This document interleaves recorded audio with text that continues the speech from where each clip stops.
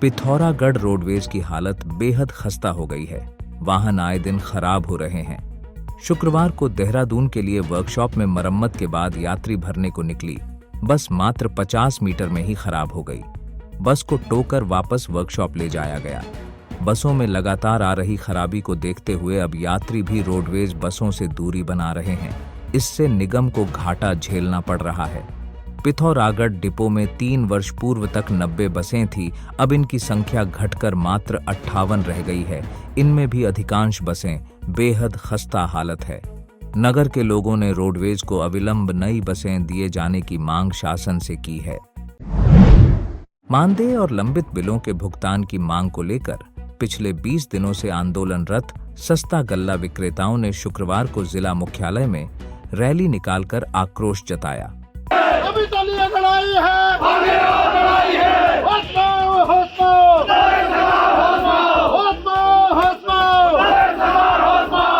संघ के अध्यक्ष मनोज पांडे की अगुवाई में नगर के विभिन्न मार्गों से होती हुए विक्रेता कलेक्ट्रेट पहुंचे, जहां जोरदार नारेबाजी की गई। वक्ताओं ने कहा कि मानदेय और लंबित बिलों के भुगतान के मामले में उन्हें बार बार गुमराह किया जा रहा है। विगत 20 दिन से यहाँ पर धरना प्रदर्शन कर रहे हैं। कोरोना काल में अपनी जान की बाजी लगाकर हमारे विक्रेताओं के द्वारा प्रत्येक व्यक्ति तक अनाज पहुंचाया गया और सरकार की हर स्कीम का पूर्ण ईमानदारी के साथ हमारे विक्रेताओं के द्वारा पालन किया गया। लेकिन बड़े दुर्भाग्य के साथ आपके चैनल के माध्यम से मैं बताना चाहूँगा कि विगत 2 वर्ष से भी ज़्यादा के हमारे पूर्व के बिलों के भुगतान वर्तमान समय तक भी सरकार द्वारा न कर हमारे विक्रेताओं के साथ अन्याय किया गया है। और कोरोना काल में अपनी जान तक हमारे विक्रेताओं के द्वारा गंवाने के बाद भी वर्तमान समय तक हमारे विक्रेताओं को सरकार द्वारा जो मुआवजा तय था उसको बार बार फाइलें पहुँचाने के बाद भी हमारे विक्रेताओं का मुआवजा नहीं दिया जा रहा है। वक्ताओं ने कहा कि जब तक उनकी मांग पूरी नहीं होती तब तक आंदोलन जारी रहेगा। प्रदर्शन करने वालों में सैकड़ों सस्ता गल्ला विक्रेता शामिल थे। अब आपके शहर पिथौरागढ़ में पहली बार स्टार होटल जैसी सुविधाएं। यहां आप शादी, पार्टी, रिसेप्शन या किसी भी प्रकार का फंक्शन कर सकते हैं। शहर में आने वालों के लिए 20 से भी ज्यादा लग्जरी रूम्स उपलब्ध। यहां आपको रूम सर्विस के साथ हाउसकीपिंग तथा लॉन्ड्री सर्विस भी दी जाती है। कॉन्फ्रेंस मीटिंग के लिए 80 से 100 लोगों के बैठने की सुविधा वाला कॉन्फ्रेंस हॉल, साथ ही होटल में रहने वालों के लिए एक मिनी जिम भी उपलब्ध।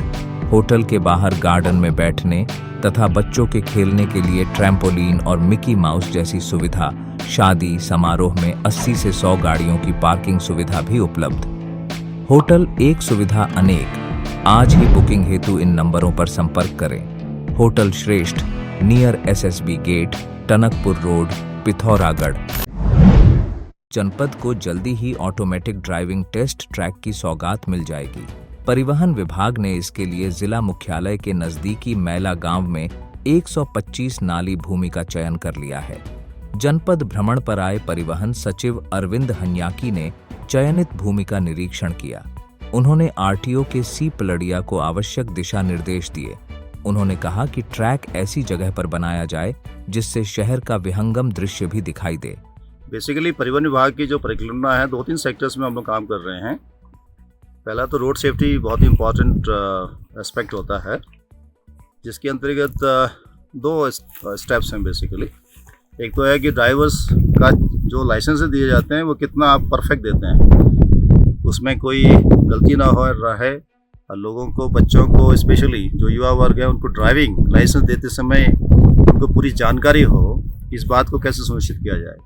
तो हम लोग जो ह्यूमन इंटरफेस होता है लाइसेंसिंग प्रोविजंस में, लाइसेंस देने में या टेस्ट लेने में, उसमें जो गलतियां होने की संभावना रहती हैं उसको दूर करने के लिए यहाँ पे ऑटोमेटेड एक ड्राइविंग टेस्टिंग ट्रैक बना रहे हैं, ताकि उनका यहाँ पे परीक्षण होगा, गाड़ी से वो चलाना, यहाँ पे अपना जो भी सीख के आए होंगे उनकी टेस्टिंग होगी और ऑटोमेटेड तरीके से ही बिना किसी भेदभाव के सही मार्किंग के साथ उनका सिलेक्शन होगा।